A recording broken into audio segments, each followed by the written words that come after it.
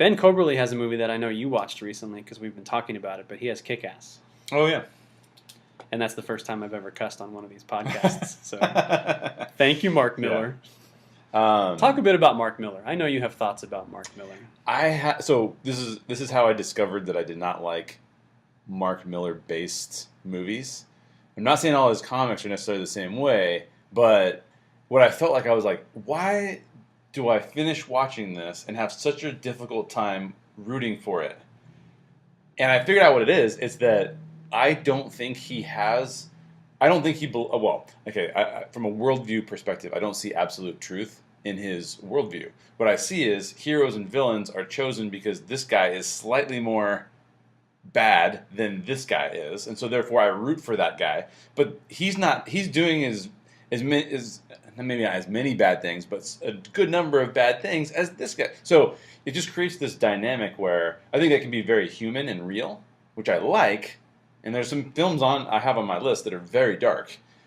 But it also creates this dynamic where it's like, well, I'm rooting for this guy, but I don't think that person believes in absolute truth. I think he just wants to win. And now it's who wins, this one versus this one, and I'm just rooting for a winner as opposed to I'm rooting for somebody who's fighting for justice or truth or hope or whatever it is. So contrast it with like a film like Wonder Woman, and there's where you start to see the differences, I think, for Mark Millar-based works. Yeah, I feel like you see it in Kick-Ass, you see it in Wanted. You absolutely do. But you see, he's Kingsman, also... I think you see it in Kingsman. Kingsman. Yeah. It seems like he's also just trying to get away with stuff. Like, like how far can I push the envelope? Right. I haven't read Chrononauts. I don't know if it's the same way. I haven't read it in a while now. I want to reread it now. So I don't remember much envelope pushing. It's just very playful, it felt like. Okay. But Kingsman didn't make my top 10 list, just barely, because he pushed that envelope. And I feel like I'd have to say, oh, but there's these other things about it that I don't like. And I just didn't want to explain it. But it has some super fun action in both of those movies. Yeah. That's true.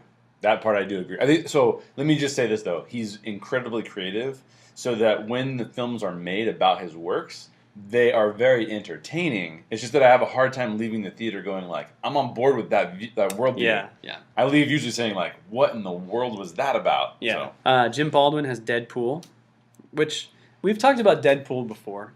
You and Tim did an episode on Deadpool. Yeah. I haven't seen Deadpool. I was gonna say I'm the one person that hasn't seen it, but we're the two people that haven't seen it. Because that's just not my thing. Like, I'm fine with people satiring comics and making fun of comics and stuff like that, and even with Ryan Reynolds getting his chance to stick it to the movie studios and stuff like that by finally getting his movie made. But I just don't care. My quick take on Deadpool, and I actually got to see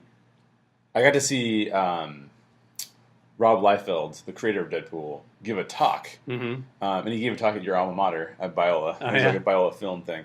And one of the things that I think is really interesting about Deadpool is the viewpoint that Rob Liefeld is coming from when he writes Deadpool. So the fascinating thing was he told a story about how I think it was his grandparents or aunt and uncle or something, gave him a comic book Bible. And he's flipping through the Bible and he's like, I have no interest in the Bible. But he's flipping through the comic book version and he sees Samson like killing thousands of people with a jawbone of an ass or whatever. And am I getting that right? Jawbone of an ass, right? Sure. Okay. Anyways, so and he said there's just one panel where Samson's hitting this dude and like blood is just flying from the guy's face. I'm like, wow, that's true to the story. Anyways, was it the Action Bible? Do you know? I have no idea. Okay. He didn't say.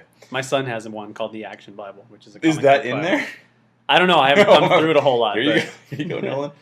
Have good dreams. So what I found interesting about it was that as he started to describe it, he's like, yeah, the Bible's interesting. It has lots of violence in it. And I was like, yeah, but it doesn't condone it. Yeah, there's a purpose behind it. There's a purpose behind it, but it's not saying like the more violence, the better. But yet that seems to work its way through into the Deadpool storyline. So I thought Deadpool was a decent movie. I think what it does is it brings up issues and then it actually just sidesteps them. So as opposed to Mark Millar, who would say, I'm going to bring up an issue and then I'm going to show you that this issue almost like doesn't really matter. Deadpool says, I'm going to bring up the issue. It probably does matter, but I'm going to ignore it right now. I'm not, because the world's too heavy for me, and I'm just going to go to jokes instead. Which I think is fascinating. So that's all I have to say about Deadpool. It does not make my top 10, but... Yeah. I'm just frustrated that they're going to bring Cable into a Deadpool movie. Oh. Because I love Cable as a character, and I think Josh Brolin looks really cool as Cable. But he looks way too small, though. Yeah, well, you know. Cable's like a giant dude. But that's only because Rob Liefeld doesn't know how to draw a human being in proportion. Fair enough. Another thing that's always bugged me about Deadpool, not to rant on it too much, but when you saw Rob Liefeld talk, did he at all admit to ripping Deadpool off of Deathstroke? No. I mean, that wasn't the purpose of his I've heard that he admits to that. Oh, okay. Because it is. Like, Deadpool is... If you look at Deathstroke, which is a character from DC, right, who's been around longer, very similar. They're very similar. They're both assassins. Their whole faces are covered. Masks, they carry weapons and everything. And what's Deadpool's real name? Do you know? Wade Wilson. Wade Wilson.